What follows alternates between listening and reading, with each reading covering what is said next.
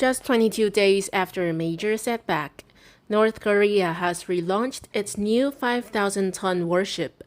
The destroyer capsized during its first launch, but now it's back, fully restored and celebrated with a formal ceremony.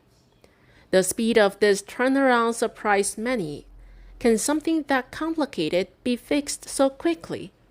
In Chinese, there's an idiom for this situation, 急救章.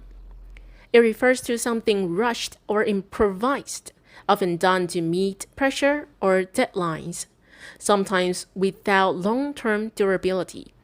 While this relaunch shows determination and resilience, some observers wonder, is it a solid step forward or just a 急救章?